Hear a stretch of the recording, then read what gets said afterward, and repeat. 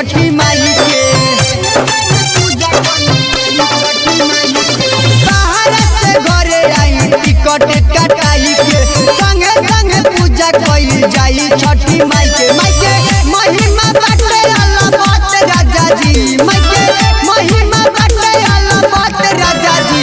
असो करब हम छठी के व्रत राजा जी, असो करब हम छठी के व्रत राजा जी। छठ राजा जी व्रत राजा जी, असो करब हम छठी के व्रत राजा जी।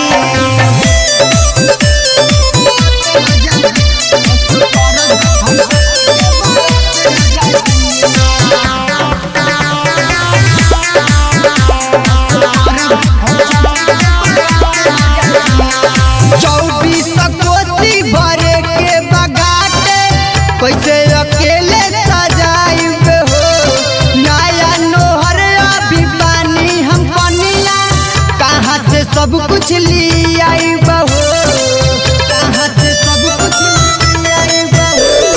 24 कोसी भरे के बगाटे, कैसे अकेले सजाइब हो, नया नोहर अभी पानी हम कनिया, कहाँ से सब कुछ ली आइब हो। ननद देवर बाड़े अभी छोट राजा जी, ननद देवर बाड़े अभी छोट राजा जी।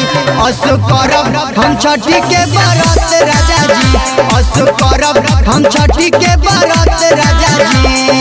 छठ राजा जी व्रत राजा जी, असो करब हम छठी के व्रत राजा जी।